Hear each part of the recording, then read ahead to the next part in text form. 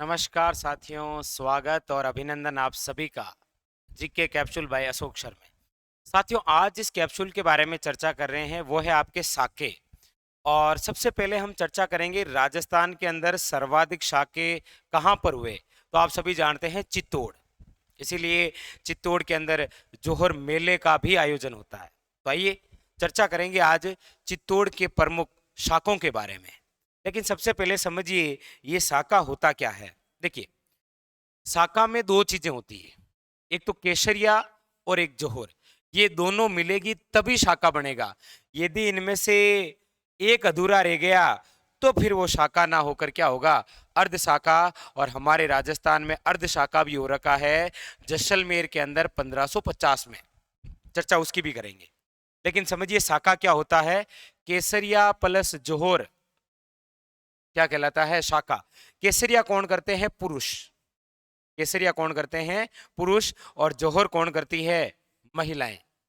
आप कहेंगे सर ये करते क्यों हैं। सपोज देन समझिए,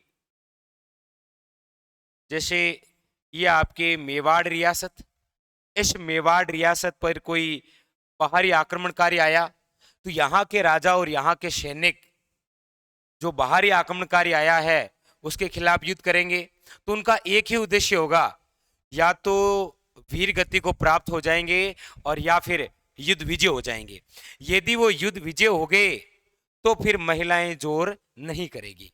और यदि वो लड़ते लड़ते अपनी आन बान और मान के लिए यदि वो वीर गति को प्राप्त हो गए तो वो जो बाहर से आक्रमणकारी आया है वो किले में प्रवेश करेगा और वहां की महिलाएं अपने स्वाभिमान को बचाने के लिए स्वयं को अग्नि के हवाले या फिर जल के हवाले किया कर देती थी। वही क्या है, जोहर। तो केसरिया करेंगे कौन, पुरुष। और महिलाएं क्या करेगी, जोहर। ये दोनों चीजें जब मिलती है तब बनता है शाका, याद रखिएगा। आज तो हम केवल चित्तौड़ के शाकों के संबंध में पूरी डिटेल से चर्चा करेंगे, क्योंकि आप सभी जानते हैं कि एग्जाम के अंदर यहां से कोई ना कोई फैक्ट पक्का पूछे जाता है। देखिए, चित्तौड़ के प्रमुख साके, सबसे पहला तो यही क्वेश्चन है कि सर्वाधिक साके कहां पर हुए, चित्तौड़ के किले में। और कितने साके हुए थे, याद रखिएगा, 3।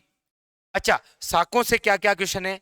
एक तो साका कब हो रहा है, उस समय शासक कौन है, बाहर से आक्रमणकारी कौन है, और जोहर करने वाली महिला कौन है, और वीर गति को प्राप्त होने वाले कौन है। बस 5 बातें। देखिए, चित्तौड़ का पहला शाका, आपको पूछा जाए चित्तौड़ का प्रथम शाका कब हुआ था, याद रखिए 1303 में। उस समय चित्तौड़ के शासक कौन थे, रावल रतन सिंह। उस समय चित्तौड़ पर अटैक करने वाले कौन थे, आक्रमणकारी अलाउद्दीन खिलजी दिल्ली से। और इस आक्रमण के समय जोहर किसने किया था, याद रखिएगा, पद्मनी ने। और वीर गति को प्राप्त रतन सिंह के साथ में इनके सेनापति घोरा और बादल भी वीर गति को प्राप्त हो गए। तो चित्तौड़ का पहला साका 1303, शासक रावल रतन सिंह, आक्रमणकारी अलाउद्दीन खिलजी, जोहर करने वाली पद्मनी और गोरावे बादल वीर गति को प्राप्त हुए, जो रावल रतन सिंह के सेनापति थे।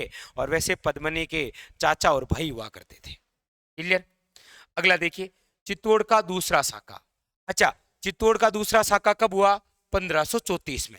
शासक कौन थे इस समय, मेवाड़ के विक्रमादित्य।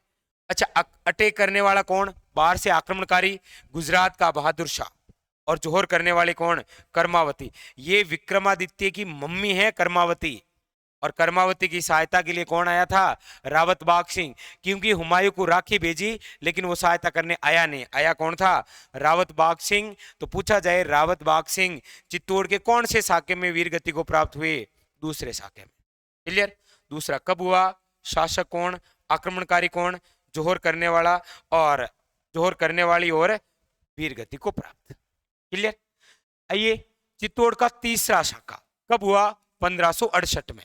शासक कौन, महाराणा उदय सिंह। आक्रमणकारी कौन, अकबर। और जोहर करने वाले, याद रखिएगा, फूल कंवर। ये फूल कंवर पत्ता की पत्नी है जिनके निर्देशन में महिलाओं ने जोहर किया था। और इसी युद्ध में जयमल और फत्ता, जो कि उदय सिंह के सेनापति थे, वीर गति को प्राप्त हुए। और इनकी सहायता के लिए आए थे कौन, याद रखिएगा, कल्लाजी राठौड़, जिन्होंने अकबर से युद्ध किया। इसीलिए कल्लाजी राठौड़ को 4 हाथों वाले देवता के रूप में भी जाना जाता है। क्लियर। तो ये थे साथियों चित्तौड़ के प्रमुख 3 शाखे, एक एक चीज नोट कर लीजिए। बाकी जितने और भी शाखे हुए हैं उनके बारे में भी चर्चा करेंगे, लेकिन ये चित्तौड़ के 3 प्रसिद्ध हैं क्योंकि हमारे राजस्थान में सर्वाधिक शाखें चित्तौड़ में ही हुए हैं।